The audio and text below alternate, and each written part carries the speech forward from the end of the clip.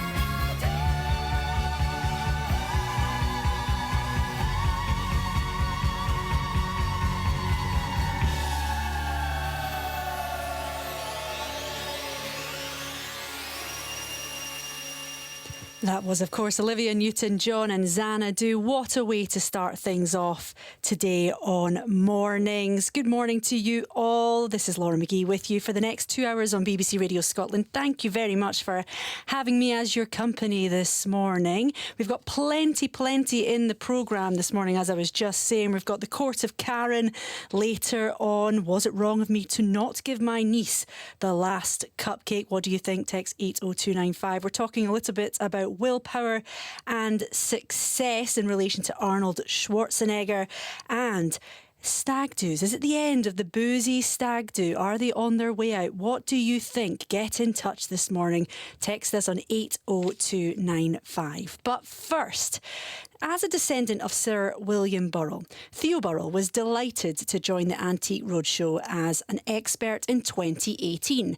4 years later, her life took a different turn when she was diagnosed with an incurable brain tumour. She is determined to live each day to the full and is raising vital cash for brain tumour research. And I am delighted that Theo is with us this morning. Good morning, Theo.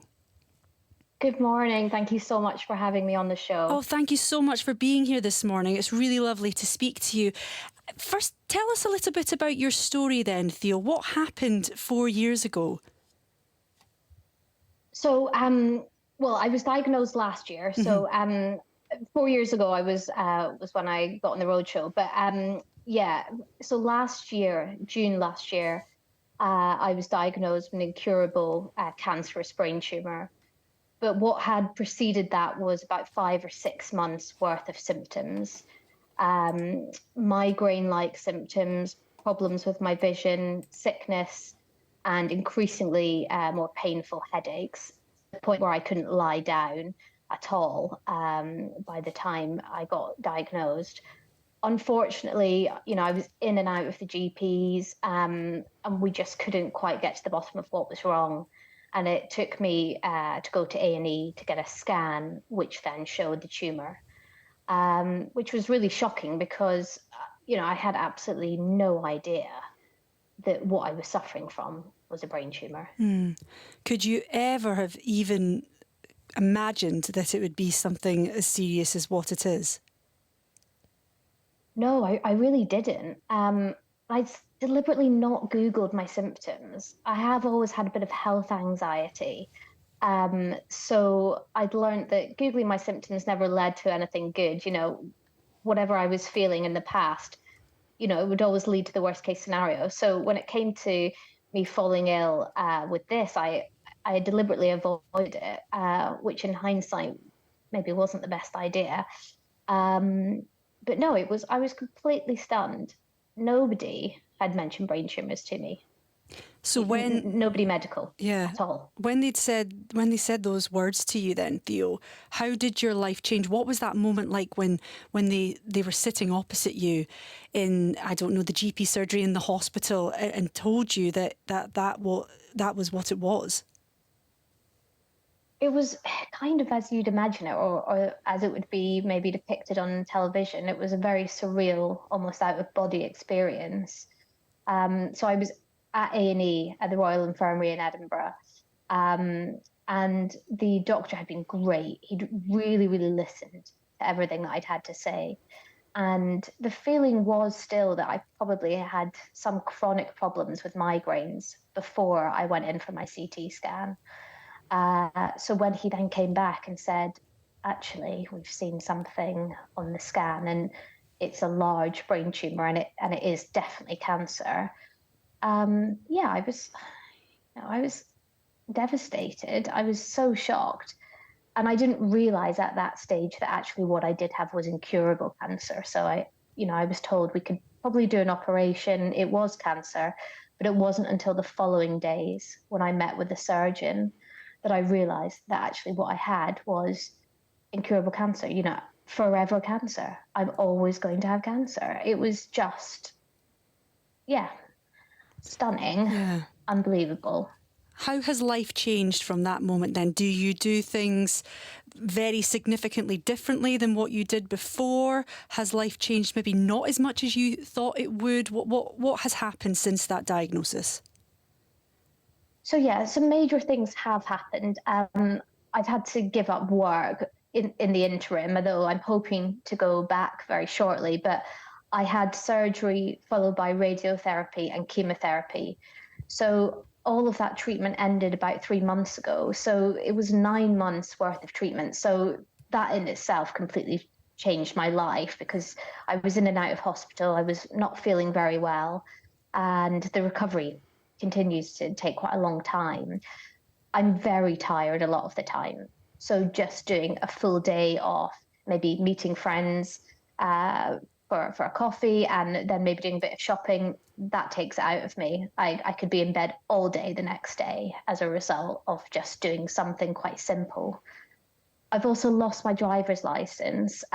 People with a high-grade brain tumor are not allowed to drive for obvious reasons, but that has really curtailed my life. So I've lost quite a lot of my independence in some ways. And I've got this new sort of fear. I don't know what's going to happen to my life. I have scans every 3 months. So, I can get on with life in between those scans. But as soon as the next scan is on the horizon, I start to get worried. And that often manifests itself in physical symptoms. So headaches, nausea, fatigue. But other than that, yeah, I suppose there have been lots of positive things have happened as well. And I've learned to live day to day. So I've really given up worrying about smaller things, things that used to keep me awake at night, no longer do. And living day to day is actually quite freeing. I'm not really looking too far into the future because it's so uncertain for me. So just getting up in the morning and thinking, do you know what? Nothing scary is happening today. I'm not having a scan today. I'm going to do X, Y, and Z is quite a nice way of living in some ways. Yeah. For those of us who will never or have never been in your position before, it's horrible to think that you could be in this position where you are living day to day, but it sounds that it's almost a little bit freeing as well from other pressures that you maybe suffered from before. On a day-to-day basis, and this is going to sound so stupid, but on a day-to-day basis, do you think about your life and whether or not it will be as long as you hope it is? Do you think about that a lot, or is it something that you can push to the side? Yeah, I think, if anybody's listening right now who's just been diagnosed with a brain tumour, let me tell you that I have found that as time has gone on, it has got easier, definitely.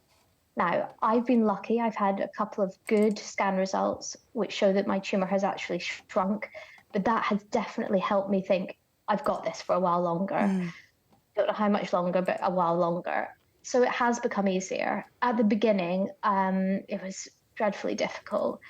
And yeah, I definitely have moments where, I'm really, really upset about it. I cannot believe this is happening. I feel angry and frustrated. But there are other times when I'm able to just get on with things. And because I've been feeling so poorly for such a long time, to now be feeling well and better, I'm just enjoying my time. And I think a lot of people in my position with any type of long-term serious illness, hopefully, is able to do that to a certain extent. When you're feeling well, mentally you feel better. When you're not feeling physically well, mentally you're having a hard time is how I feel anyway. Yeah.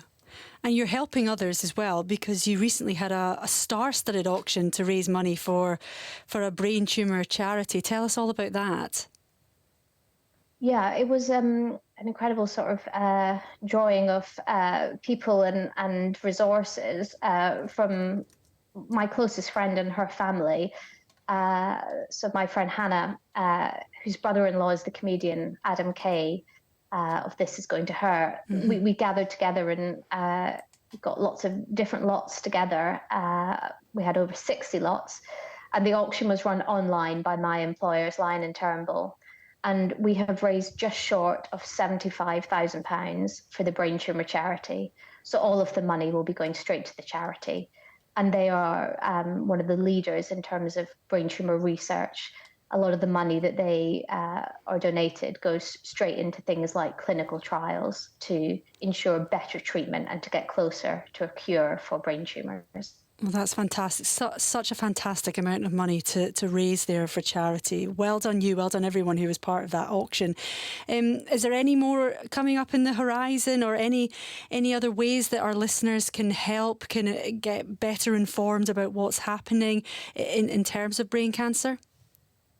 Yeah, absolutely. A couple of important facts to know is that brain tumours are the biggest cancer killers in children and adults under 40. Yet only 1% of the national spending on cancer research goes towards brain tumours. So it is a heavily underfunded cancer. People tend to get brain tumours in later life. It is rare for people to have them in younger life, but they are happening. And believe me, I've met so many people in my situation. So there are various things going on just now. The Brain Tumour Research has a petition which you can sign. It is a petition that's going to be taken to the government as long as we can get 100,000 signatures. And the idea is that the petition will ask for more money to be put towards brain tumour research. So it's a simple, put your name in and your email address, you've signed it. So if people can go ahead onto the Brain Tumour website and sign it, that would be brilliant. I also have a Just Giving page. So we're still adding donations to what we raised for the auction. We've raised over £10,000, but if you Google Theo Burrell Just Giving, you should get the page up. And if you're willing or happy to donate some money to the Just Giving page, then that money will all be going straight to the Brain Tumour charity over the next few weeks. Fantastic. Theo, thank you so much for joining me this morning on Mornings. That was Theo Burrell, Senior Antiques Specialist and Antiques Roadshow contributor, and we're wishing you all the best with your continued treatment as well. A wonderful, wonderful person there, I think you'll agree, Theo Burrell. The one that we fought, the people that... Sunday, July 16th. The murder hawk monster, Lance Archer, returns to Memphis Wrestling, and everybody dies. Get your tickets in advance at championshipwrestlingmemphis.com.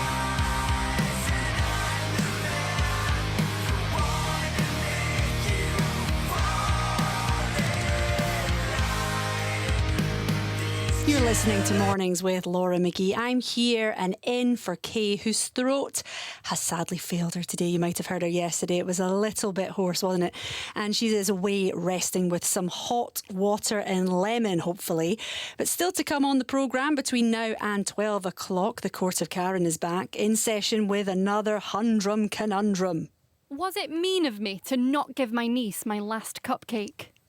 Is it okay to take the last cupcake away from a child? You decide. Let us know. 80295 to text. And... Right, these are the stag rules. You have to drink every time you make a factual error or you say a colour. Also, when you say a or the. Now...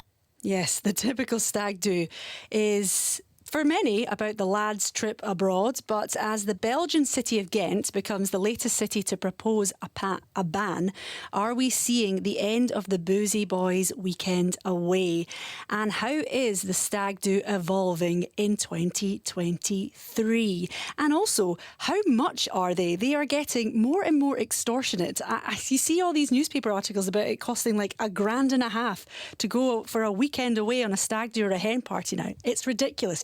But that's getting a little bit too close to the Court of Karen there, isn't it? Anyway, right, back to the music now with some Take That.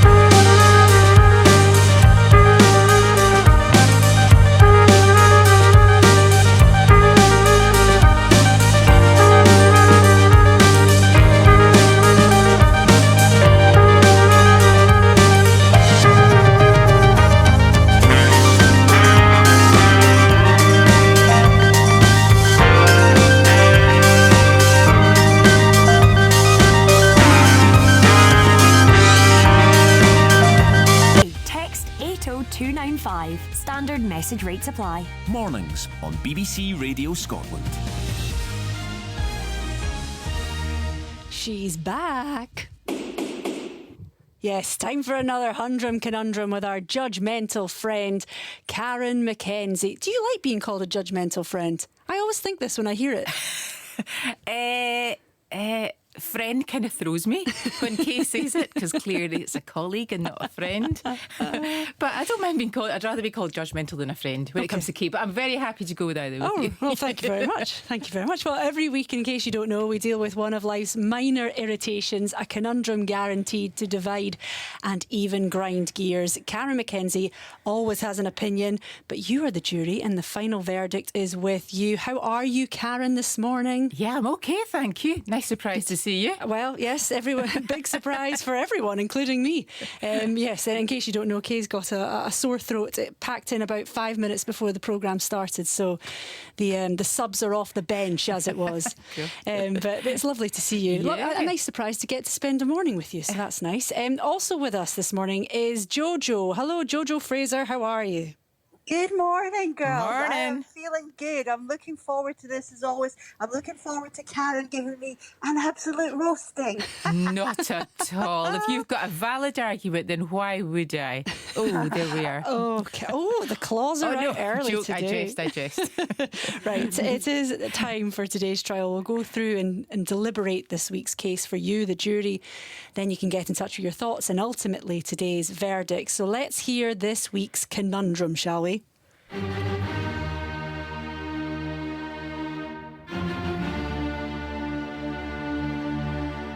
I recently went round to my sister's house for a catch-up and decided to pick us up some cupcakes to have a cup of tea with. There were 4 in a box. When I got there, myself, my sister and her husband all had a cupcake each over a cuppa, and we laughed the afternoon away. It was exactly what we needed. Dinner time was approaching, so I thought I'd best make myself scarce. So I grabbed my bag and I went to lift the last cupcake, still sitting there in its box. I thought I could take it home to my boyfriend. It was then my 7-year-old niece came down from her room and asked if she could have it.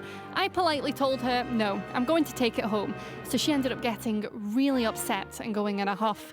My sister told me to not be mean and to give her the cupcake. Now, I know it sounds petty, but I bought it and I wanted to take it away. So I stood my ground. I now have an upset niece and an angry sister.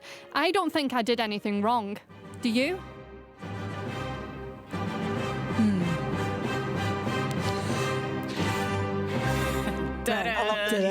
Just wanted to leave that in at the end there for the extra jeopardy. Was it mean of me to not give my niece my last cupcake is what we're asking this morning. Now, getting more detail there, Karen, has changed my opinion on what was happening there. I didn't realise that there was surplus cupcakes. I thought she had to give her cupcake, as in she didn't get one. Right. Oh, no, there was an extra one. There was an extra one, right? Yeah. Okay, that might change it for some people. But what do you make of it, Karen? I want to kind of like just hone in on the, am I being petty? Or, I mean, hello? How old is this woman? Is she just a couple of years older than the niece? She must just be in her kind of early teens. I can't believe that this is even a debate. How churlish. She's a 7-year-old. For God's sakes, hand it over. Good God. I mean, I just think, well, right from the off, it never even occurred to her to think about who was in the household and that there was a 7-year-old child as well. So let's just have, 3 for me, my sister and her husband, and 1 for the boyfriend, and let's forget the child, who probably was the one that would really appreciate it more than anyone. But if she had planned to take it to her boyfriend, if she had said to them, oh, I've got 4, I'll take 1 back to such and such, is that... She should have stuffed it in her bag then and not even... And hid it, maybe. Yeah, exactly. Sat on it. Jojo, what do you think? Is Karen right? Do you agree, disagree? I have to disagree, but I will be honest. At first I thought, that's shocking, give it to the niece. And then I thought about it. And I thought, look, 1... a 7-year-old needs to know they can't always get what they want. If in her mind, when she bought it for the boyfriend, if she's loved up, maybe I'm thinking she's got an amazing boyfriend. I'm talking about dangerous types of passion here. I'm talking, you know and you just want to give them your last cupcake, your last Rolo, your last everything. She could have done that then. She's got a bit of passion in her life, and why not go for it? Take the cupcake home to the love of your life and have a spicy night. Enjoy yourself. And tell your niece that you'll bring her a wee treat next time, but she can't always get what she wants, and that the boyfriend's very special. He deserves a cupcake, but it doesn't mean I don't love you, niece. I'll bring you a wee something special. Tell me your favourite thing. Is it a cupcake? Is it sweets? Is it an outfit? Is it a lipstick? Can I just, do you believe what you're saying? 100%. I stop it. You cannot. Seriously? Honestly, Karen, at first, don't get me wrong, when I was having the call the other day, I was just like, oh, I'm totally with Karen. How am I going to come on? And then I just started to think about actually that fire and that passion and that romance. Imagine now I know you are joking. Your boyfriend back a cupcake. That's going to make all the difference. That night. So that's the secret to romance: a cupcake. I wonder if it was real cream. Things, Karen, the little things add up. You take a nice cupcake and show that you thought about them, and you were prepared to say no to your niece. Do you not That's think? a full body massage at Do you not that think night. it's a bit strange that it didn't occur to her that there was a 7-year-old niece in the house? Yeah, I do think she should have perhaps, halved her one or asked, cut them up between the mum and the dad and stuff. But she didn't think of that, did she? So the only solution really is to hand over the one that was there. We're talking a 7-year-old. I know, but she didn't think about it because she's loved up. Do you think? I don't know. When you're in love, those chemicals do drive us a bit insane. Do you know the what? research, right? So I think she's in love with her own tummy. I think she was going to have that cupcake when she got home. I don't even think their boyfriend exists. That's a twist. That is a bit hot. I think she was just going to stuff her face when she got home. Jojo, can I ask a little bit about ownership of the cupcakes here? If a guest comes to your house with something like that, I would imagine, and I personally would leave the cupcakes there. It's a gift. So that fourth cupcake rightfully belongs to the house that it was gifted to, no? And I am totally of that mindset, unless you're totally loved up and you're thinking you're pushing this point and then a bit maybe what too you'd say much. Is when you arrive, you'd say, look, just so you know, you guys know I'm totally loved up. I want to take one back from my boyfriend. I'm not being mean. He's just amazing. He deserves a cupcake. You have to have clarity from the start. If you hand the box over, I've been to places and I've taken loads of cupcakes, and do you know what was really mean? I was like saying to my daughter Bonnie, oh, we'll get some of these cupcakes because I took loads. They didn't open them, and they said, we'll have these when you leave. Well, why didn't you open them? That is title. Yeah, I think I would be opening. It's like when you go to somebody's house with a really nice bottle of wine and they stuff it away and they bring out the rubbish. The cheapo. Yeah. It's like you take champagne and they bring out Prosecco and the champagne's iced. Do you know what I mean? You're like, that's supposed to have a toast. Oh, we've got some Prosecco here. That champagne was £80. Could you please open it? I feel like we're digressing Yes. a little bit here. Back to the cupcake situation, Karen. So in the little intro there, it described the situation as she was leaving because it was getting close to dinner time, not perhaps a good time for a 7-year-old to be eating a cupcake. Absolutely. But, it could have been have your dinner first and then we can have a little bit of cupcake and have the rest tomorrow. Do you think, though, that there is merit in sometimes saying no to kids when it comes to things like that so that they learn that you don't just get given everything? No, absolutely. You're absolutely right. But I think in terms of, in this case, there were the four people in the house, there were 4 cupcakes in the box. End of. I wonder, just for you, do you think also that if you gift something to a house, that house then takes it? Yeah, I think you gift the box over, right? And then the person, the owner of the house or whatever it is, takes all the cupcakes out, all 4 of them, puts them on a plate. Clearly there were only 3 people there at the time. But then the plate goes through and you help yourself to your cupcake. There's one left. And it's not going back in that box to go away again unless it's for herself. Yes. Jojo, just finally, I mean, surely a cupcake. A flaming cupcake. A cupcake isn't worth falling out with your sister, falling out with your niece, all this hassle. Surely it's not worth it all. Churlish. For love, I'm sorry, I'm a hopeless romantic. For love, I don't know if I'm allowed to sing Meatloaf. I was about to burst out in song there, but I don't know if we're allowed to do that for copyright. But I would do anything for love.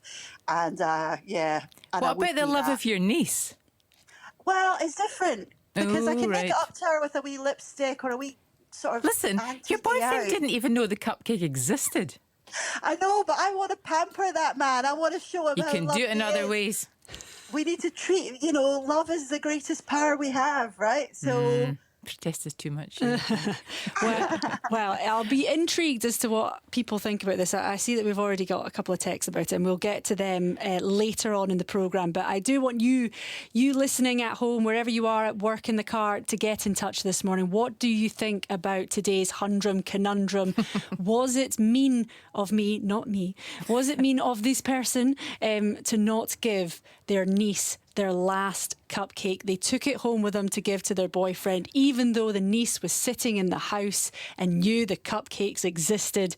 Was it mean of them to turn round and say, you're not having it? Let me know this morning. 80295 0885 92 95 00 is the number to call as well. You are listening to Mornings with Laura McGee on BBC Radio Scotland. And I guess for Jojo this morning, who has been talking a lot about love this morning, the love of her boyfriend, the love of this imaginary boyfriend in this whole setup here. Let's have a little bit of a love song, shall we? Here is Brett.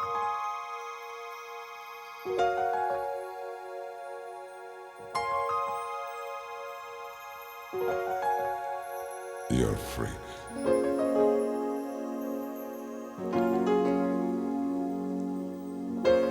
Sweet. Freak.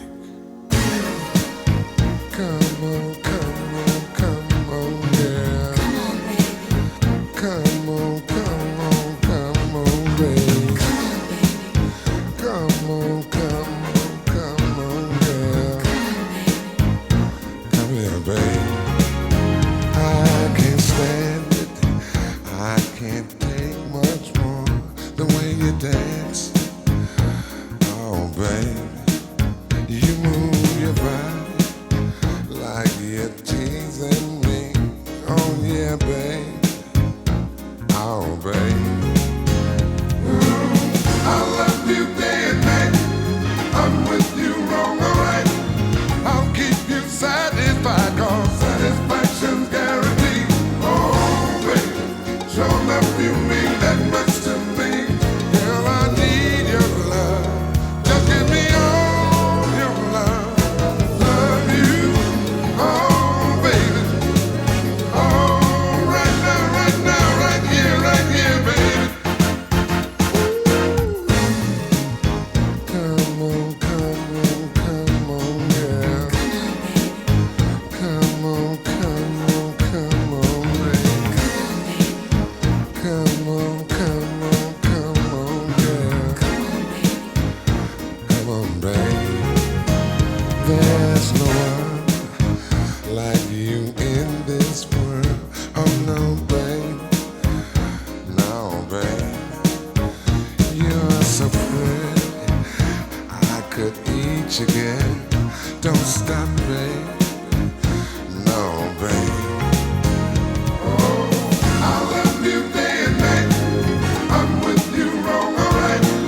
I'll keep you satisfied, 'cause satisfaction's guaranteed. Oh, baby, sure enough you mean that much to me. Girl, I need your love. Just give me all your love. Love you, oh baby. Oh, right now, right here, baby. Come on, come on, come on, yeah. Come on, come on, come on, baby. Come on, come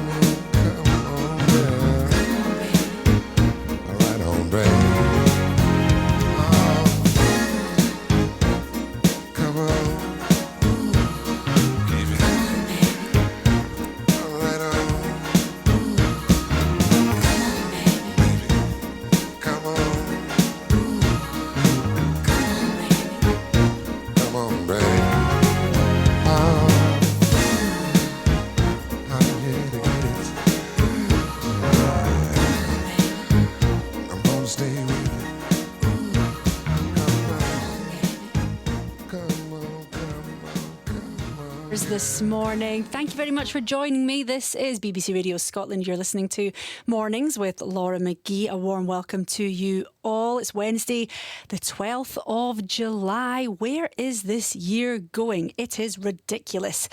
Now, this man needs no introduction. Get to the chopper!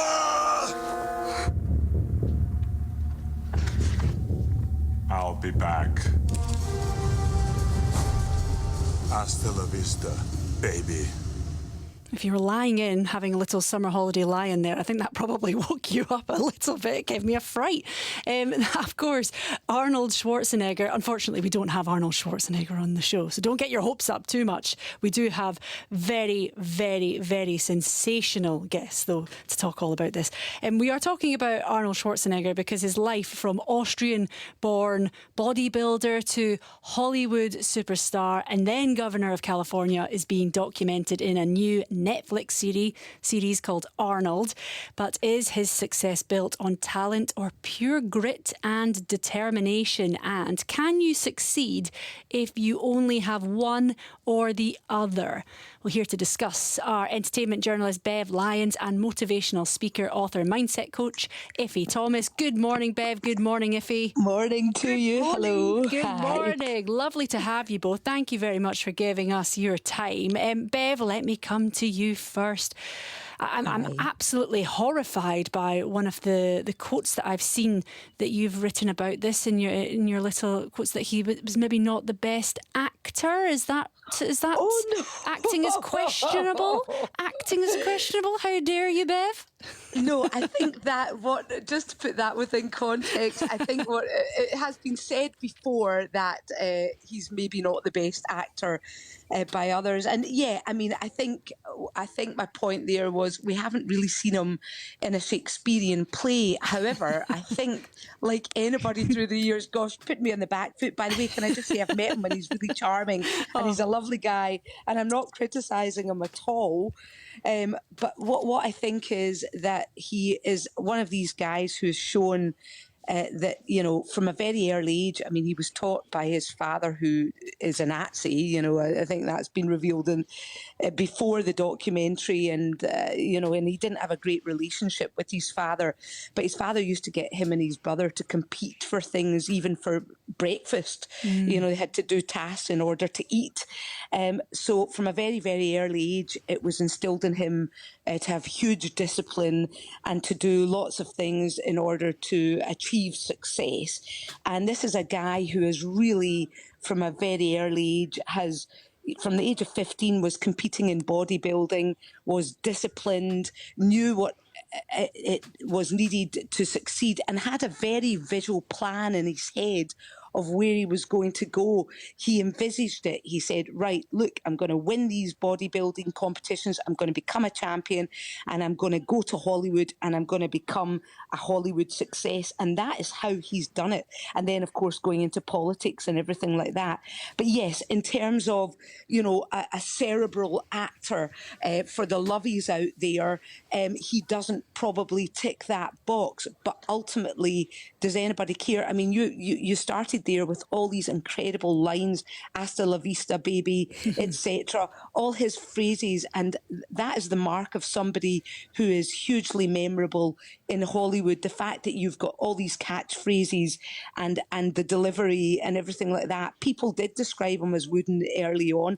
He did admit to using steroids. Perhaps that added to the woodenness, but ultimately he's still here. He's succeeded where others haven't, and he set a trend for, you know, the sports guy going into the Hollywood industry, of course, following in the footsteps of Johnny Weissmuller in Tarzan. But he really was the one, along with Sly Stallone, who's gone and, you know, showed what can be done. And the thing is, Bev, it's difficult enough to be at the top of your game in one industry, but he's managed to do it in bodybuilding, in acting, in politics. I mean, that's incredible to be able to move pretty fluidly between a couple of roles, a couple of industries, and still be so successful in all of them.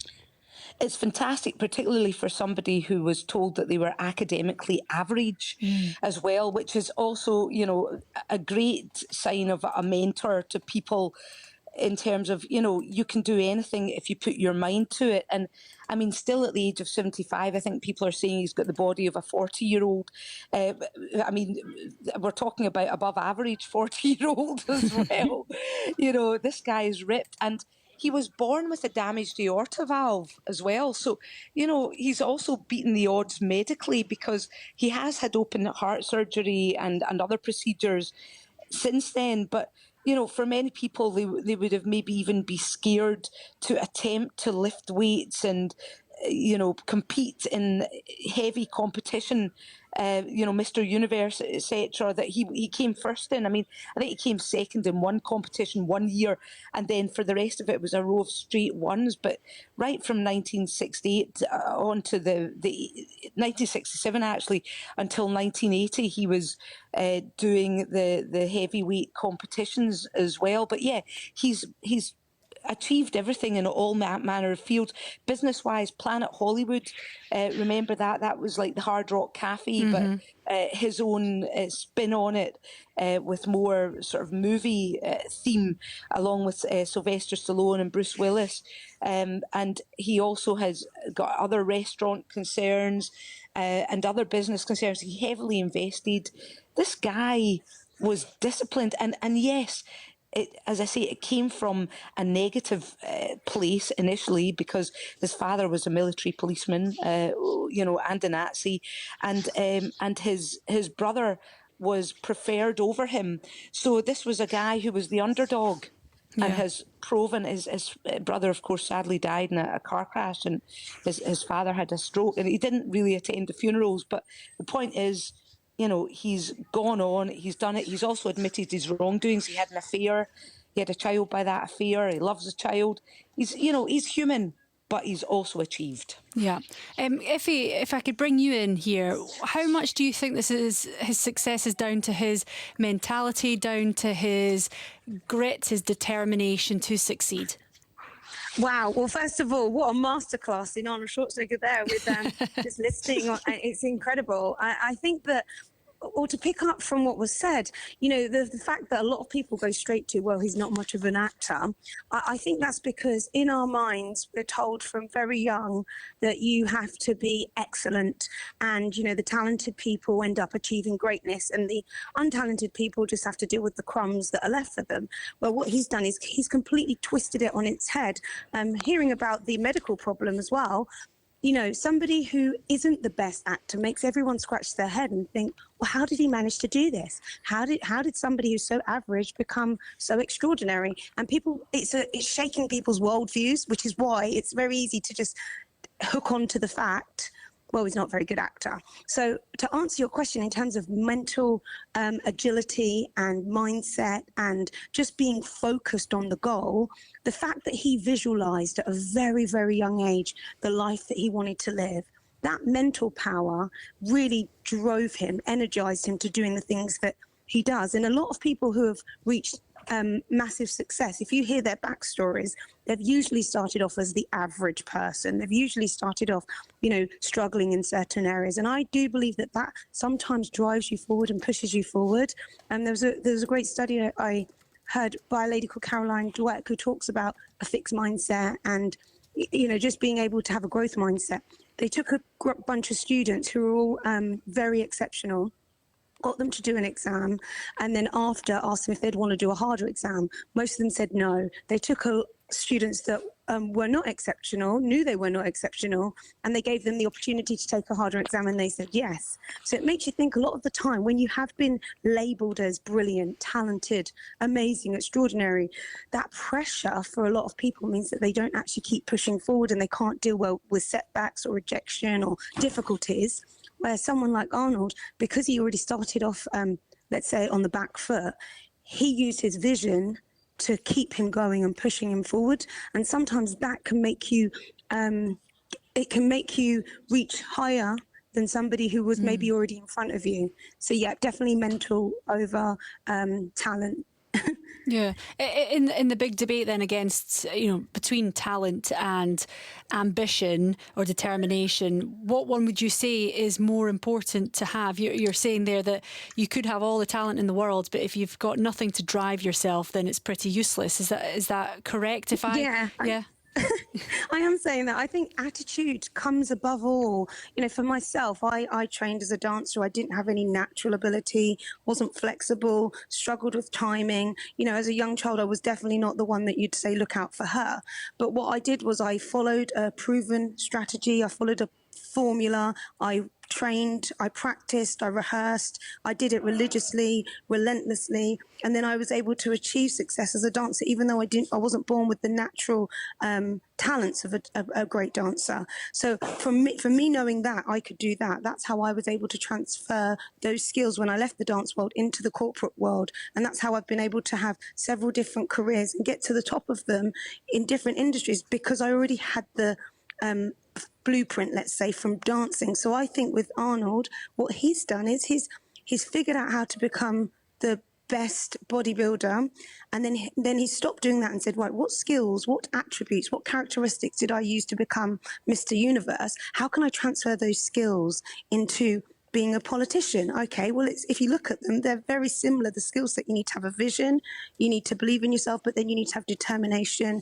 unstoppable, unshakable confidence. You have to be able to deal with setbacks. You have to get back up when you fall down. You have to be willing to lose. You have to deal with rejection, failure, criticism. All of these things, I think, are paramount if you're trying to get to the top of any industry. So if you already have that in your toolbox, you can just take it from industry to industry to industry and get to the top. So, definitely attitude. Yeah. Just finally then, Iffy, we have run out of time for this, but for our listeners at home, for me, what are the best ways to channel success in our own lives then? If I maybe don't think that I have all the talent in the world, or I could have more talent, what can I do to make myself more successful? Oh, that's a brilliant question. And it's one that I can't wait to share with you. So the first thing, there's a couple of steps you need to do. The first thing is you have to be really clear about what it is that you want. So like Arnold, he had a vision. He could see it before it happened. So once you see that vision, then you have to have a reality check and say, right, where am I? What are the areas where I'm struggling? What are the skills that I don't have? What are my limiting factors? There's something called the theory of constraints, which is where you look at the areas that you are lacking and then you try to build on them. But then ultimately what you do is you say, right, I know where I want to be. I know where I am. What's the gap between where I am and where I want to be? And who can I ask to help me get there? The problem most people have is they don't ask somebody who's already been there or who's helped someone get there to give them the blueprint specifically for your goal. So that's why you can achieve anything if you have the right people showing you the steps that you need to take.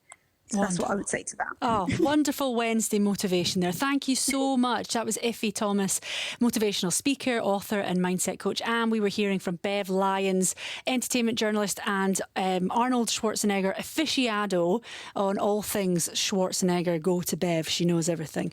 Right, you are listening to Mornings with Laura McGee.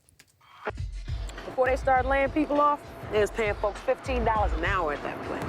That's good money. For $15 an hour, I'll be old. What I gotta do, sir?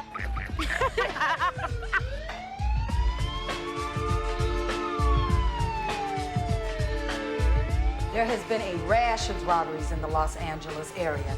See, that's what we need to do. Rob a bank. If that kid Darnell can rob a bank, we can take the bank. Well, what if something goes wrong? What if somebody gets hurt? This is the perfect crime. Let's do it. Man, we ain't robbing stagecoaches. I need something I can set it off with. Set it off? I can't believe y'all doing this. I ain't feeling this, Frankie. This ain't right. Okay. Don't make me get ugly up in here, ladies and gentlemen. $12,000 in 90 seconds. Please do not be misled by the fact that these four bandits are females. These girls are the real deal. I say we hit downtown Federal. Y'all can't be serious. We just taken away from the system that's doing us all anyway.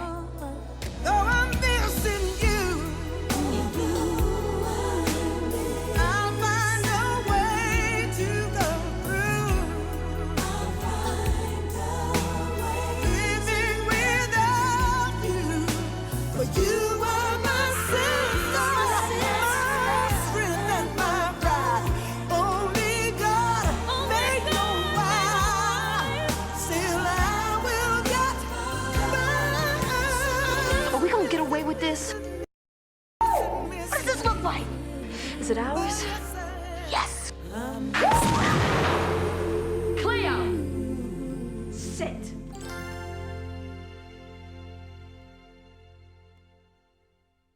You're listening to BBC Radio Scotland with Laura McGee, still to come between now and noon.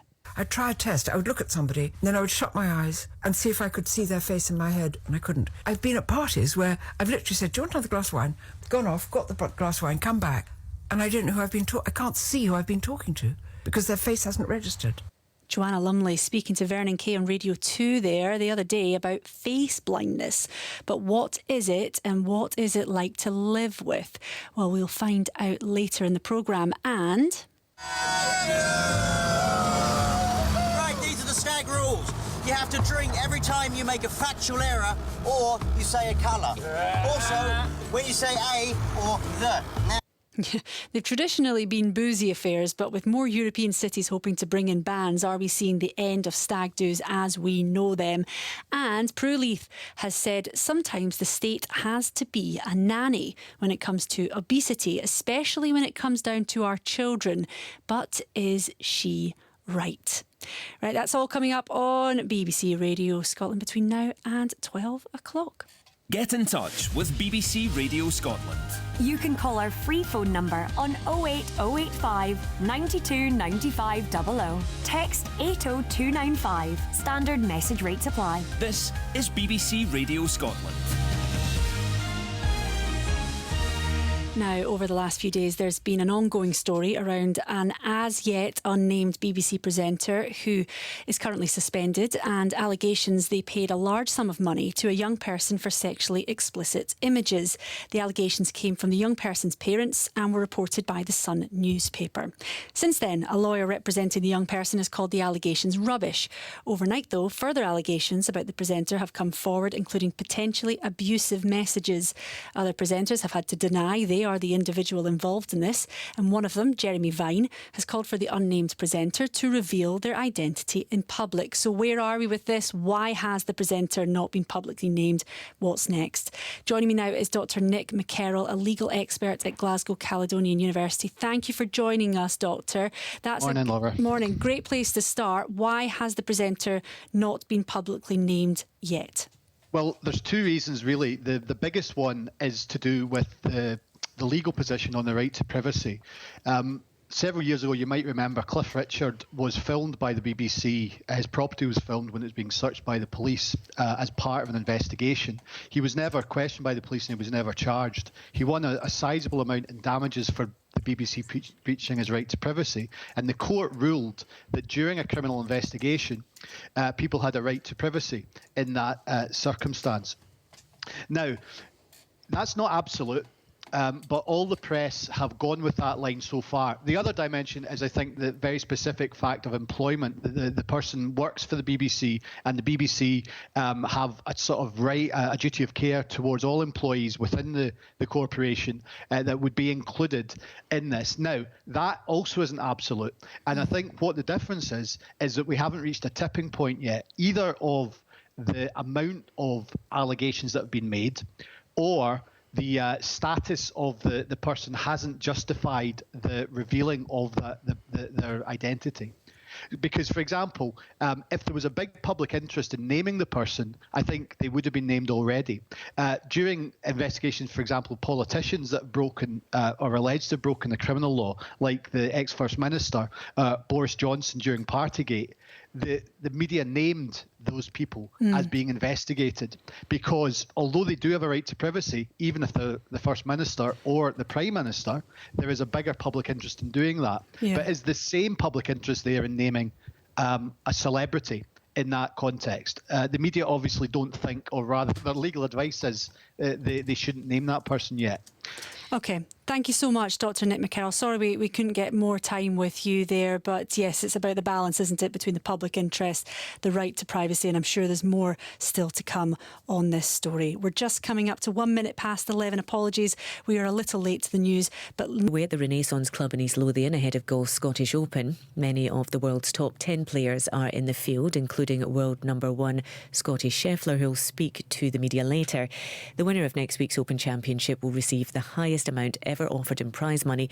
Just over 2.3 million is available for the golfer, who lifts the claret jug at Royal Liverpool, with total prize money up 18% from 12 months ago. To travel, a landslip has closed the A86 from Roybridge to Tulloch, a diversion in place via the A82 and A9. And the weather, showery rain in the north, slowly working its way southwards. This could be heavy at times, with the risk of thunder and lightning. Brighter spells this afternoon across the central belt and parts of the south and northeast. Highs of 15 to 18 Celsius. And that's BBC Radio Scotland News. Thank you very much for that, Nina. You're listening to BBC Radio Scotland with Laura McGee. I'm with you for another hour, still to come between now and then. Our Court of Karen was back in session and blogger Jojo Fraser was here to battle it out, but the jury is still out on this week's Humdrum Conundrum. Was it mean of me to not give my niece my last cupcake? We've got some mixed opinions coming in on this one this morning. Remember, you decide the verdict. There's still time to get your thoughts in, so give us a text on 80295. And this is your stag. I don't want a hangover, Jeremy. I want to be almost asleep by 11 o'clock. Mark from Peep Show might have the right idea when it comes to stag do's, as cities across Europe, including Edinburgh, want to ban them. We'll find out if this means the end of boozy stag parties soon. Plus, because I've got this weird thing with faces, I've got a face blindness. Oh, right, it's called prosopagnosia, which means that I can't tell people from faces. That was Joanna Lumley speaking the other day about face blindness. But what is it, and maybe could you have it? And Prue Leith has said sometimes the state has to be a nanny when it comes to obesity. Is she right? Catch up on the conversation. Listen via the BBC Sounds app. Mornings on BBC Radio Scotland.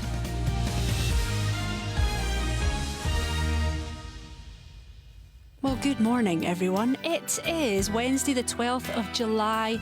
Mornings with Laura McGee on BBC Radio Scotland. In for Kay Adams, who's got a little bit of a scratchy throat. Hopefully she's resting up. I'm here with you until midday. Let's listen to some R.E.M. and Shiny Happy People, shall we?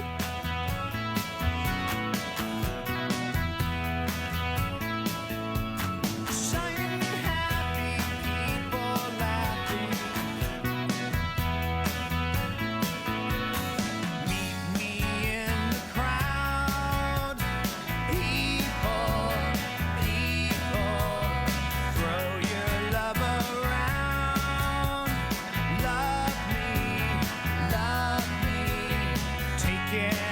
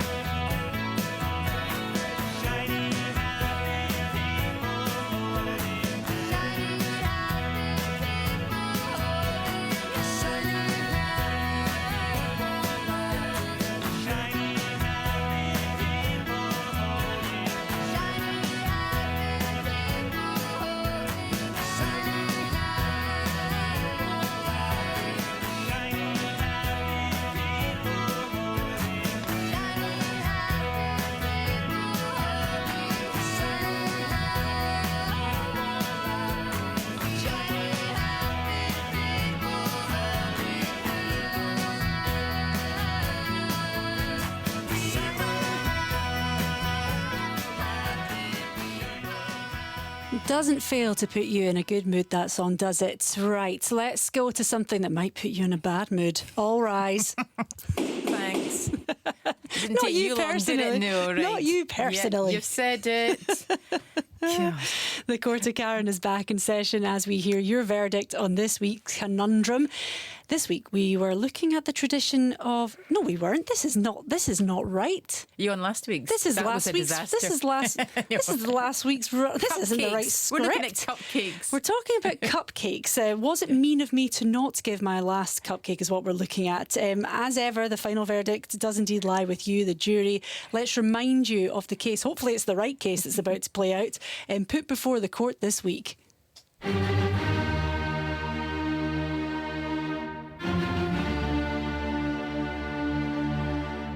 I recently went round to my sister's house for a catch-up and decided to pick us up some cupcakes to have a cup of tea with. There were 4 in a box. When I got there, myself, my sister and her husband all had a cupcake each over a cuppa, and we laughed the afternoon away. It was exactly what we needed. Dinner time was approaching, so I thought I'd best make myself scarce. So I grabbed my bag and I went to lift the last cupcake, still sitting there in its box. I thought I could take it home to my boyfriend. It was then my 7-year-old niece came down from her room and asked if she could have it. I politely told her, no, I'm going to take it home. So she ended up getting really upset and going in a huff. My sister told me to not be mean and to give her the cupcake. Now, I know it sounds petty, but I bought it and I wanted to take it away. So I stood my ground. I now have an upset niece and an angry sister. I don't think I did anything wrong. Do you?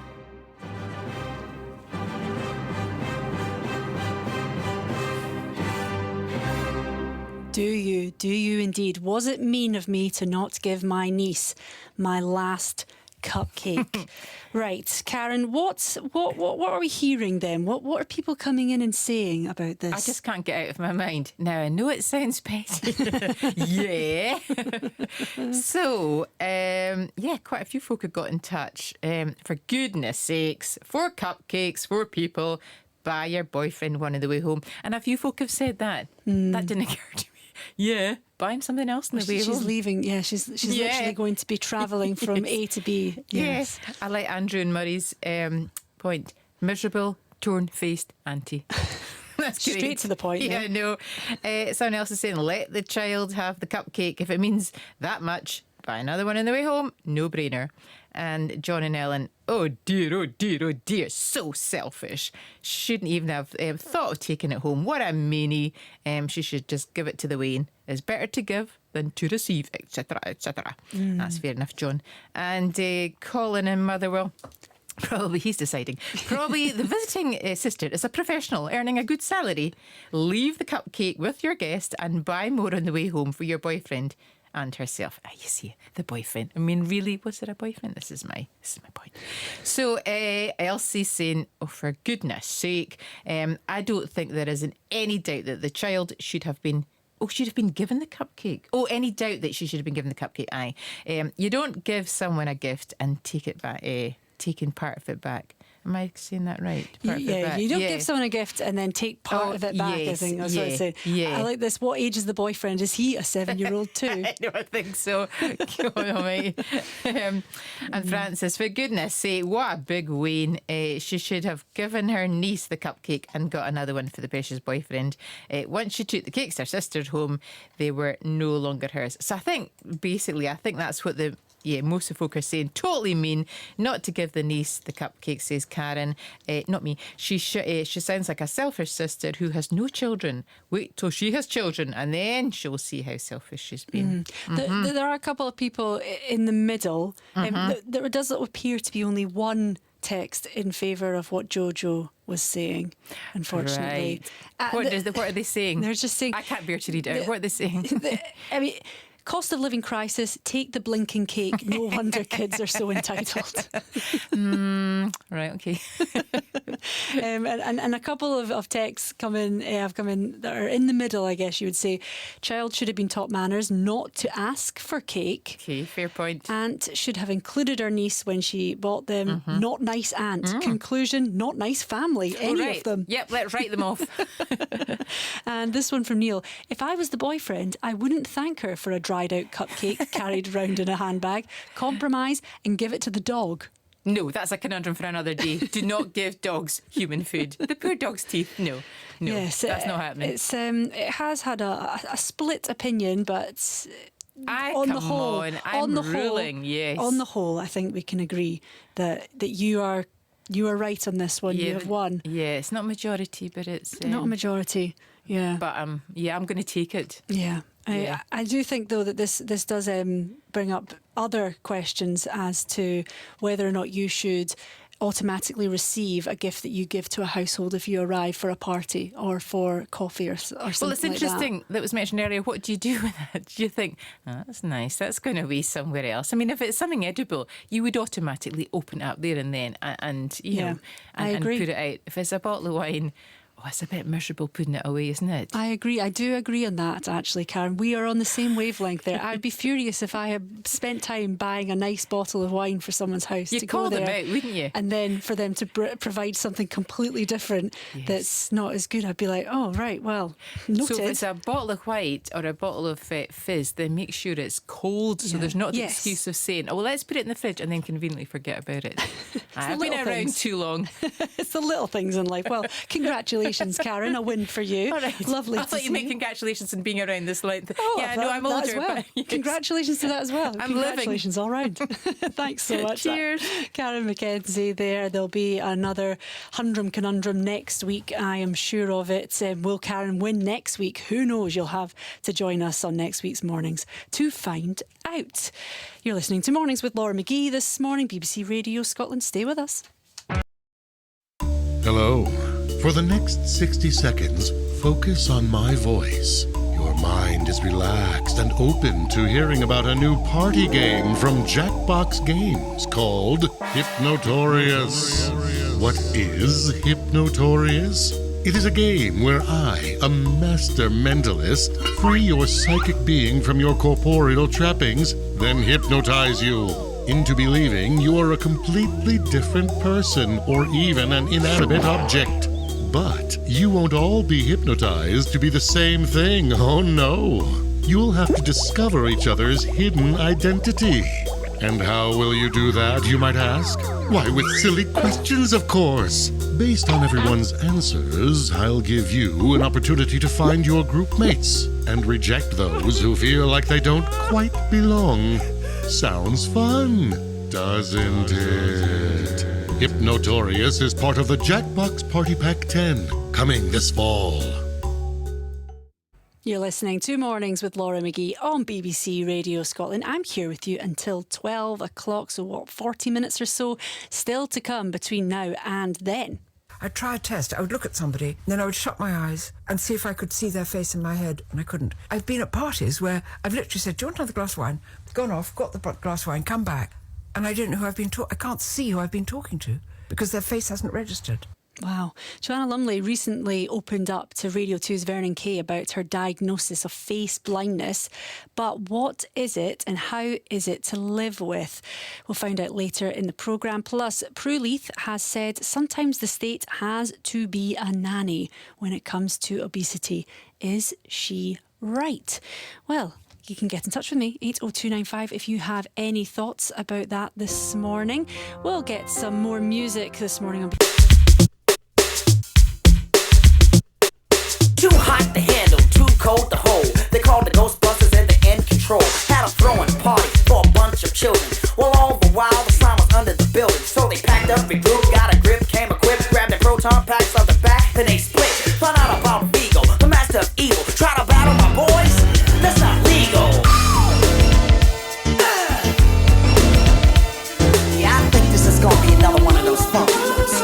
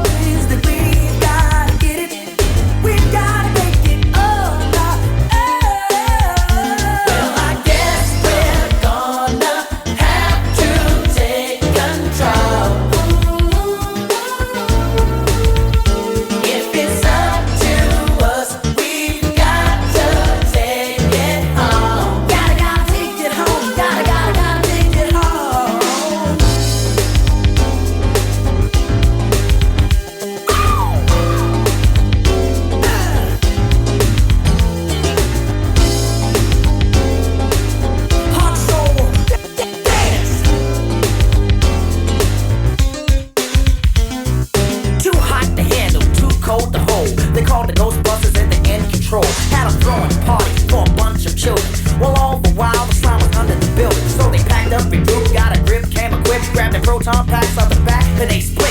Find out about Vigo, the master of evil. Trying to battle my boys? That's not legal. They're in control. You know it. I said they're in control. You know it. You know it. Well, I guess we're gonna have to take control. We got.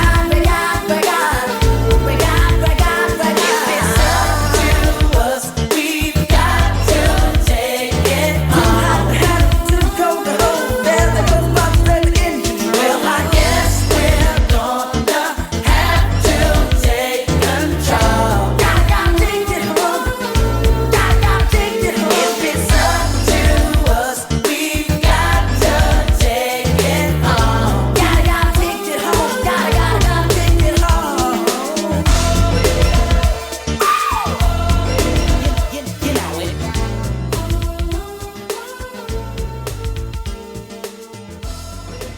Get in touch with BBC Radio Scotland. You can call our free phone number on 08085 92 95 00. Text 80295. Standard message rates apply. This is BBC Radio Scotland. Good morning to you all. Thank you very much for being with me this morning on BBC Radio Scotland. Laura McGee taking you through until 12 o'clock midday. Then it'll be lunchtime live, taking the reins. And Lucy will be with us shortly to tell us all about what's coming up in the programme. Edinburgh, firstly, is one in a long line of European city destinations to raise reservations about boozy stag do trips. The Old Town Association would like to see them banned altogether. Have they had their day, or are they just a bit of harmless fun? Here to discuss is Alicia Curry, Head of Marketing at Off Limits Event Planning, travel journalist Stuart Kenny, and social commentator Liam Beattie. Good morning, Alicia, Stuart and Liam. How are you all? Good morning. Morning. Good morning. I'm very well. Thank you very much for asking. Right. I will start with you, Stuart, shall I? So what are cities across the country, across Europe, proposing then that stag do's are basically just not welcome? Is that what they're saying here? So a lot of places are saying that stag do's aren't welcome, yes. Obviously, it is actually pretty hard to say ban a stag do because it is ultimately just a group of people.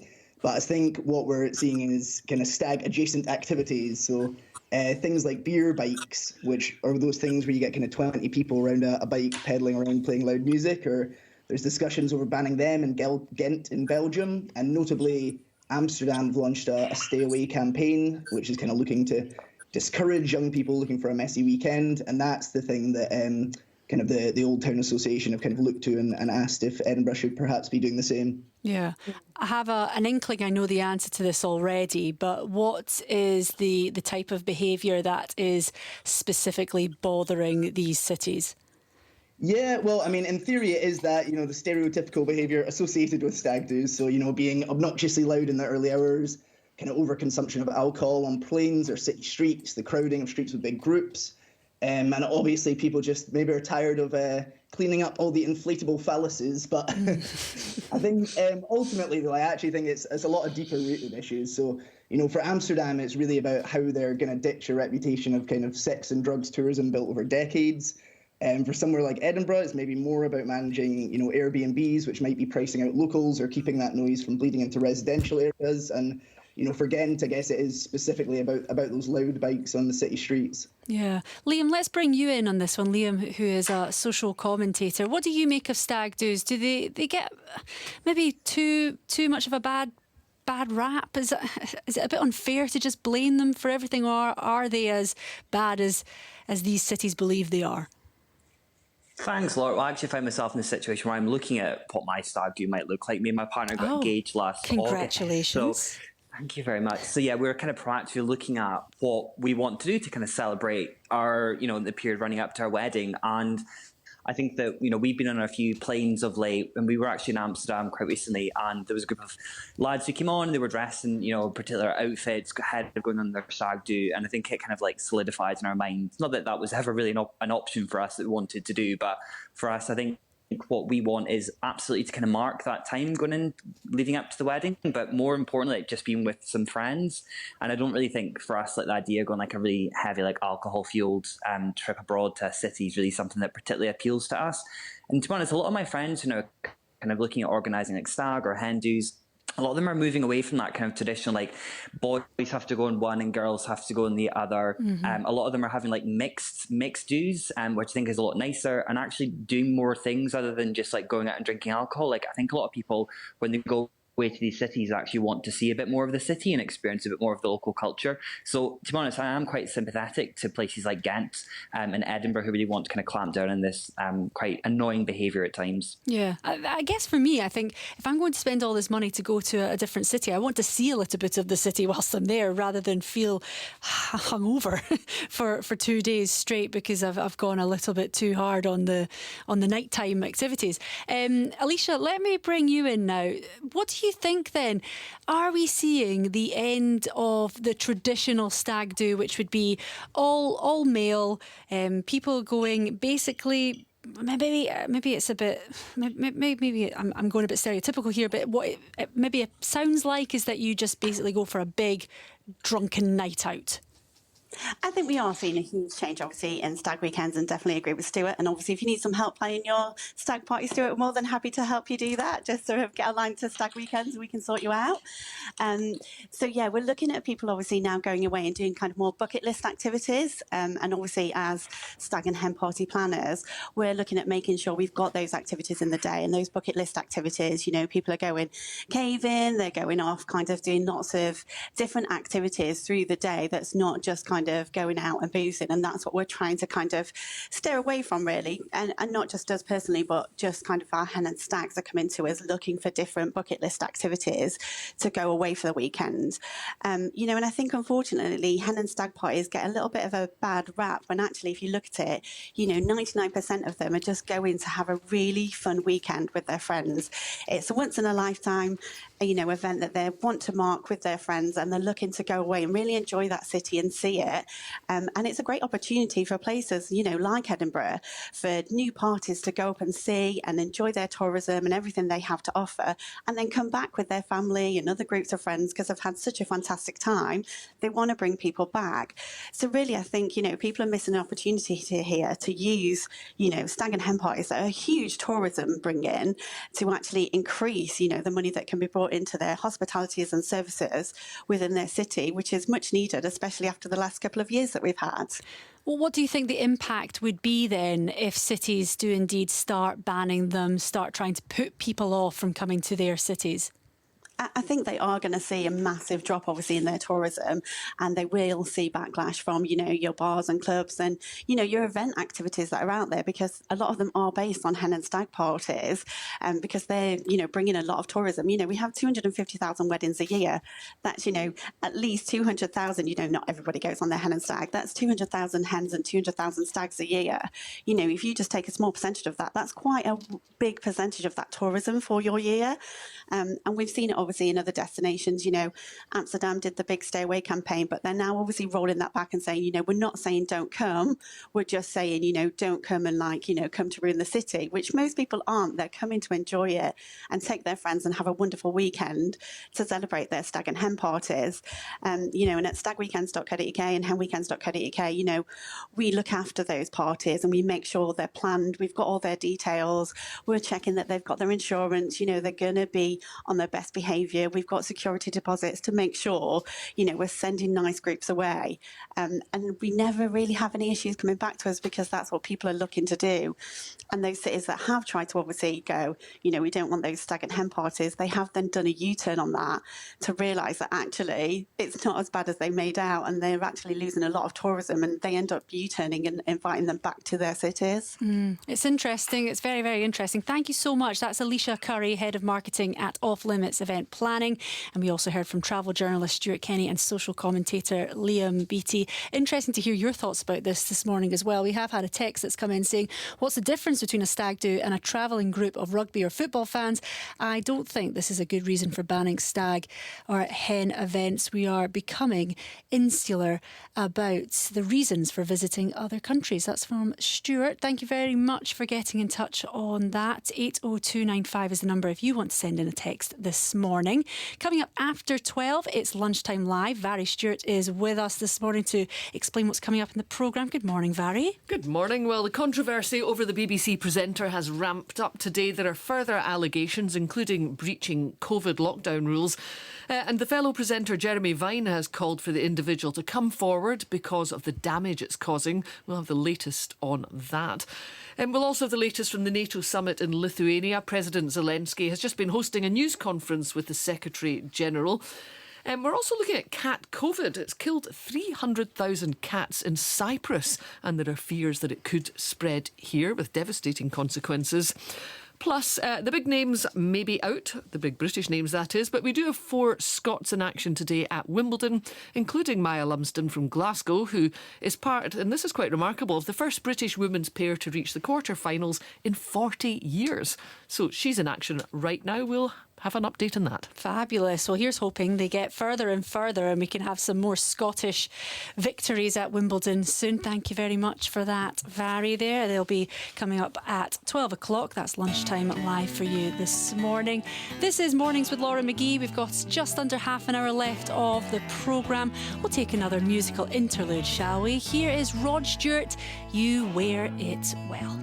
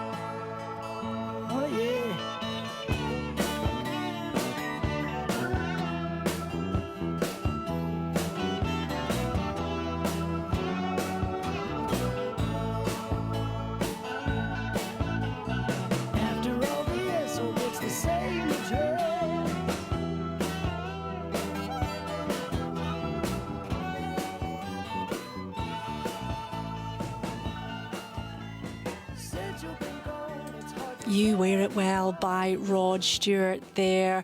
Good morning, everyone. Mornings with Laura McGee. We've only got about 20 minutes left, 25 minutes left of the programme. A wee shame, isn't it? We didn't get enough time together this morning. Maybe next time. Joanna Lumley recently opened up to Radio 2's Vernon Kay about her diagnosis of face blindness. Because I've got this weird thing with faces. I've got a face blindness. Oh, right, it's called prosopagnosia, which means that I can't tell people from faces. Oh, wow. So unless I know who they are, I don't know who they are. I apologise. I didn't know that was a thing. It's a weird thing. Stephen Fry's got it too. Wow. This is why I kiss everybody. I kissed you today, A, because I wanted to, B, because I actually didn't know whether I knew you or not. Wow. I can't tell. Face blindness is the more colloquial term. So here to tell us a bit more about face blindness is Dr. Ashok Jansari, Senior Lecturer in Neuropsychology at Goldsmiths University of London, and Kathy Brown, an Orkney resident who has a form of face blindness. Good morning, Dr. Jansari, and good morning, Kathy. Good morning. Good morning. Good morning to you both. Right. First of all, I think it's probably worthwhile for you, Doctor, if you can tell us what it is. Is it a brain thing? Is it a recognising thing? What is the issue here? It's a very good question and a complex answer, but basically we know that the brain processes faces especially differently from the way it looks at cats, cars, carrots, etc.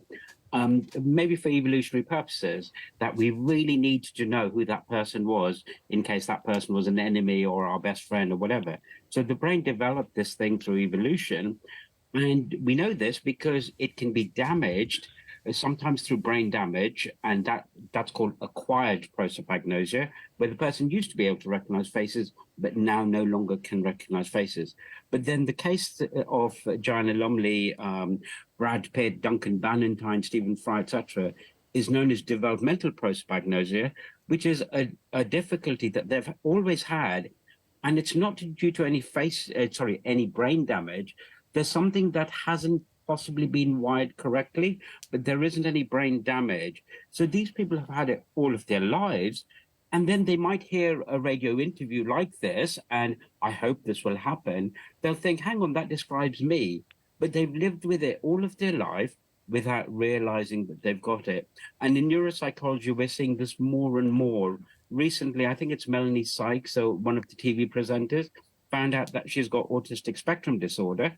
She'd lived with it all of her life, but only got a diagnosis in adulthood. So this is why we get people who realize they've got a condition which they've had all their life, but only now do they have a name for it. Okay.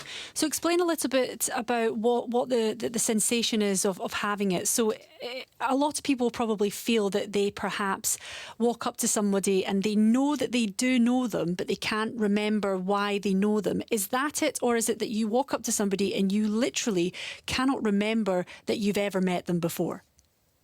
Again, a very good question, because you can walk up to someone and say, you know them, they're a colleague, you know where they went on holiday last year, etc., but you can't remember their name. That is not face recognition disorder. That is actually just not remembering the name. Mm-hmm. It's what we call the tip of the tongue phenomenon, where it's, oh, I'm pretty sure I know that person. Kind of like when we see people on TV who we've seen in a different program. We know something about them, but we can't remember their name. But people with prosopagnosia, unless they've got a very distinctive thing, such as a hairstyle, distinctive clothing, distinctive glasses, a beard, etc., they don't actually know who this person is. So they don't know it's a colleague. They don't know it's a neighbor. They might not even know it's their wife. And I've had patients, and so these are the people with the brain damage version, who've walked past their partner in a shop. One even didn't recognize himself in a mirror. So not knowing someone's name isn't a face recognition disorder. That's simply not remembering the name, which is a separate thing. People with prosopagnosia, until someone starts speaking, they don't know who that person is at all. Okay. Kathy, really interesting to hear your experience of face blindness this morning. Thank you very much for being with us. What is it like for you on a day-to-day basis then? It's pretty much what he just described. That was really interesting to hear that. Yeah. I only realized that I had it fairly recently, and I think it was from, well, it was probably a couple of years ago now, watching a television program, I think, where it was mentioned. And it didn't become a problem really until I moved to Orkney, because it's a small community and you get to know lots of people. And if I bumped into someone in the town who maybe I'd spoken to fairly recently, but now was wearing a hat, I couldn't recognize them. And I've realized now that I really rely on my husband when we're out, because he'll say, "Oh, that's so-and-so." and it gets very awkward, because when you're in a small community, you bump into people a lot and you don't want to blank them. And I've had people come up and say hello at me because I've clearly walked straight past them and it's someone that I know. So I have to spend quite a lot of time with someone before I can recognize them. And the thing about them having a distinctive facial feature or hair or something, that's definitely a big clue. So if they then change glasses or put a hat on or something, I get lost completely. Does it change how you speak to people, communicate with people now that you know that you have this, as opposed to before, when maybe you were bumping into somebody, they were talking to you like they knew you and you just couldn't place them at all? Yes, though I still do the thing of, if someone comes up and says hello and I'm not sure, I have to ask quite a lot of sort of vague questions to kind of get an idea. But I can, as he was saying, if they start speaking, I'm very good at picking up on the voice, so I can place someone by their voice quite easily. But now I tend to just say, "Look, I'm really sorry, but I've got this thing and I'm not good at recognizing people." And if I'm speaking to someone, I'll say, "Well, if you see me again, please say hello, because I may just blank you and not mean to." Yeah. Does it impact you on a day-to-day basis, in the sense that, is it a big thing that maybe stops you from being able to achieve things, stops you from being able to build relationships with people? Or are you so used to it now that actually you are fine just telling somebody, "Look, I am not going to maybe recognise you the next time, but don't let that put you off speaking to me," or anything like that? Yeah, I think it's more the case of that now, that it's just easier and it saves a lot of embarrassment to just actually come out and say it. Yeah, I think that makes it easier. And I wouldn't say that it stops me from doing anything now that I realize what it is, and I know that I can't help it, and that's not something that's wrong with me in that sense. Yeah. It's just, you just say, "Look, this is how it is, sorry." Doctor, if I just bring you back in here, what can the impact be then? You obviously have seen a vast array of people who have varying degrees of this, and some you said that had brain damage, some that didn't have brain damage. How big an impact can it be on people's lives, on people's relationships with members of their family, even if they can't even recognise themselves or recognise their other half sometimes? I think an important thing, first of all, to note is that prosopagnosia, or the difficulty, varies hugely. So some people have quite mild problems, whilst others have very severe problems. And if we use the example of dyslexia as an analogy, there are people who are mildly dyslexic, but don't have huge problems, whereas there are others who have major problems, and so reading some text or writing things, etc., are difficult for them. In the same way with prosopagnosia, we have that variety. Now, I think it's an intricate thing, because some people, and Kathy sounds like quite a confident person in the way she speaks, and it sounds like she's been able to own the fact that she's got this condition and she's not going to hide it. Other people might be a bit more concerned about being labeled, so they don't want to tell people about it. So I think someone's own personality does have an impact. The people I feel for are children, because Kathy will have had this as a child, and she won't have known this, and she might not have gone to parties because, "Oh, I can never see where Mary is," or whatever. Kids might not engage in sports at school, so they might socially isolate themselves if they have particular problems. And I've worked with actually a political journalist who said that her colleagues thought she was a bit unfriendly because she'd walk straight past them. She just didn't know who they were. So I think that depending on someone's understanding of their own difficulty and how they deal with it, it can have varying impacts. But in terms of relationships with your own family, Kathy knows who her husband is. She wakes up with that man, and the assumption is that unless another man has come into her bedroom at night, the man who wakes up is her husband. Mm-hmm. And she recognizes his voice, even the walking gait and things like that.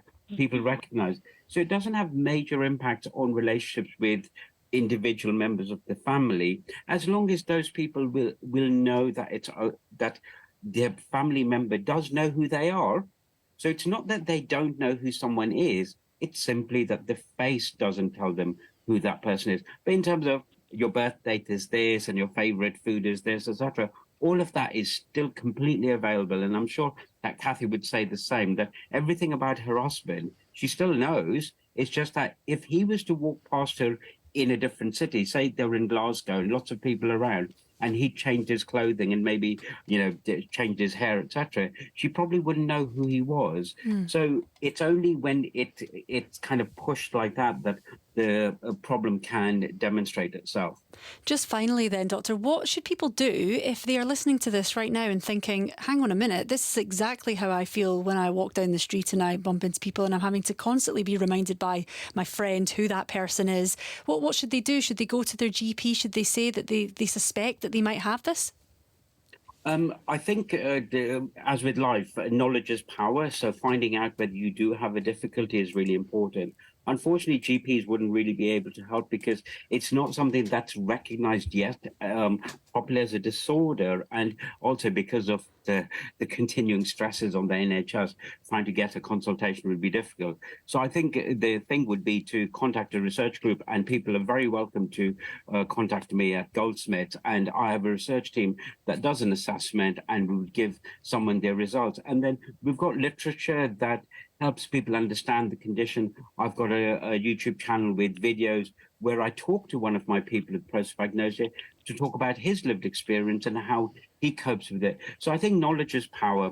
Find out whether you have got the condition by being tested. Unfortunately, it can't be happen through a GP, but I'm happy to test anyone who contacts me, and hopefully they can get my email address, which is a.johnsari@gold.ac.uk. Then once they've got that diagnosis, I think the important thing is they now know that this is the reason why I couldn't recognize that person, etc.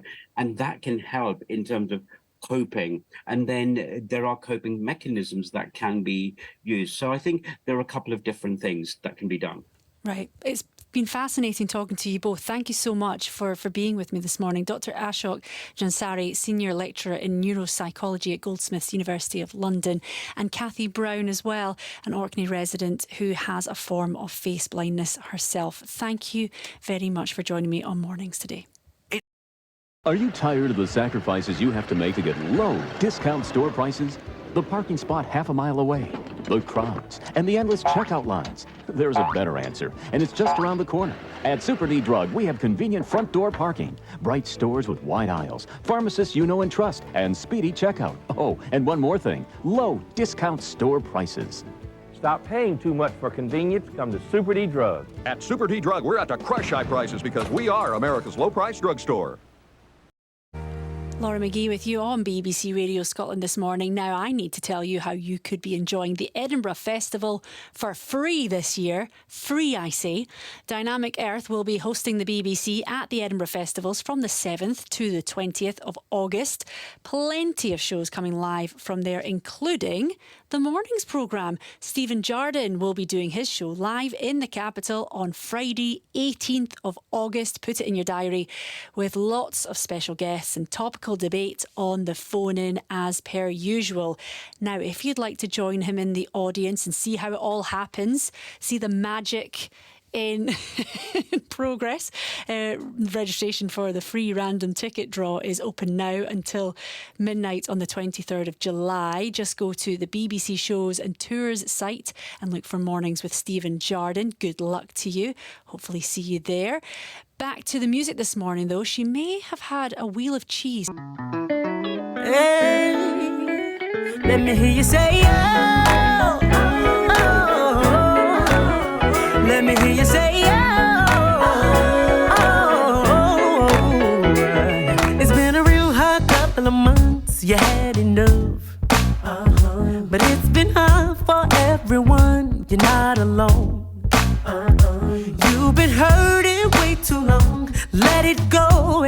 move on. Make your way down to the altar, hand it over and leave it there. It's gonna be alright. It's gonna be alright. It's gonna be alright. It's gonna be alright. It's gonna be alright. So everything that you've been worried about, put it on the altar. You need him to work it out. He'll work it out, yeah. All of your burdens, just bring them all down, yeah. You're gonna get an answer to your prayer if you. I know you need healing, yeah. You're sick of being sick, you need relief. You're tired of the pressure, yeah. You got all the stress and you need some peace. Come on and get your breakthrough. Haven't you been suffering long enough? Make your way down to the altar, hand it over, leave it there. It's gonna be alright. It's gonna be alright. It's gonna be alright. It's gonna be alright. It's gonna be alright. So everything that you've been worried about, put it on the altar. You need him to work it out. He'll work it out. Put it on the altar. All of your burdens, just bring them on down here. You're gonna get an answer to your prayer if you put it on the altar. Oh, yes, you'll get an answer. You get an answer. Oh, yeah. You get an answer, yeah. So you need to put it on, put it on, put it on. So you need to put it on, put it on, put it on. Oh, prayer changes. See, I know it does. Oh, prayer. So take it to the Lord in prayer. Ask him anything you want, 'cause listen, you've been worrying and crying and worrying, but you're not alone. You're not alone, no. See, you have a friend in Jesus, and he knows all about it. And he's gonna do what he promised you, oh yeah. See, everything that you've been worried about, put it on the altar. You need him to work it out, he'll work it out. Put it on the altar. All of your burdens, just bring them all down there. You're gonna get an answer to your prayer if you. It's gonna be alright. It's gonna be alright. It's gonna be alright. It's gonna be alright. It's gonna be alright. It's gonna be alright. It's gonna be alright. It's gonna be alright. So you need to put it on, put it on, put it on. Put it on the altar. So you need to put it on, put it on, put it on. Put it on the altar.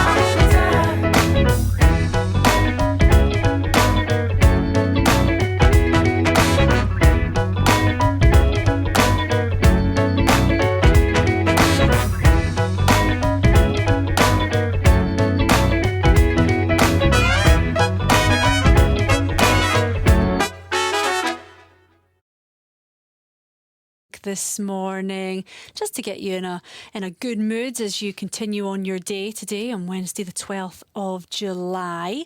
Good morning to you all. If you're just joining us, where have you been for the last 2 hours? We've been here the whole time. But regardless, it's lovely to have your company now. Right, so let's talk a little bit about tackling childhood obesity. And this morning, are the government doing enough to tackle it? Bake Off presenter and founder of Focus on Food charity, Prue Leith, urges the nanny state to step up. As controversial as they are, those are her thoughts. But is that the way forward in tackling the problem, or do we need more personal onus?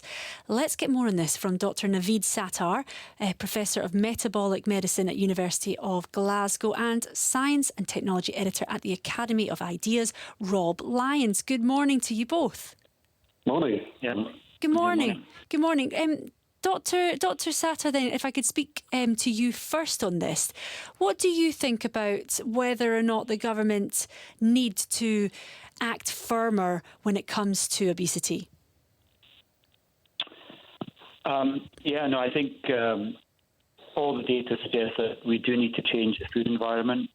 It's pretty clear if you consider that probably almost now 6 or 7 people out of 10 are living with either obesity or are overweight, that willpower is not enough to be able to control one's appetite and one's weight.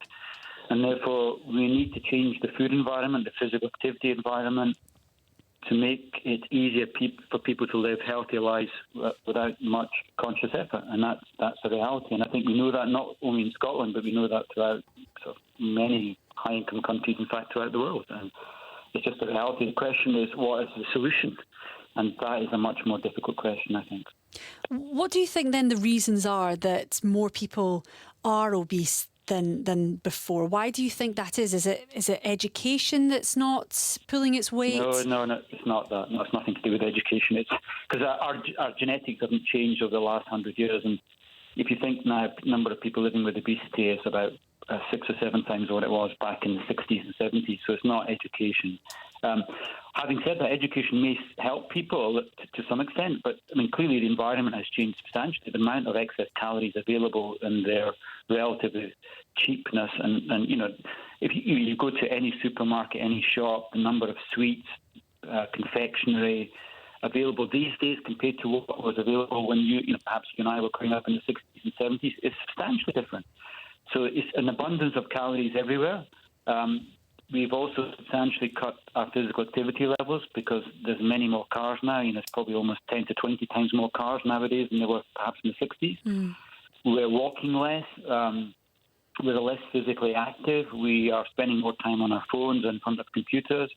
And then there's a multitude of other things. That's just kind of some of the top line probably aspects. So less activity, more overeating. And I think that's and there's many things conspire to that. And I think we shouldn't blame individuals. I see people in the clinic. You have to move away from stigma and blame. Many people have tried their best to stay lean and active, but they're finding it difficult. So we need to change the environment, and I think we all know that. The question is, how do we do that by maintaining a healthy economy? That's the difficult aspect. Yeah, how do we do that is a good question there. Rob, if I could ask you then, how do we do that? Do you think one of the answers is more government intervention?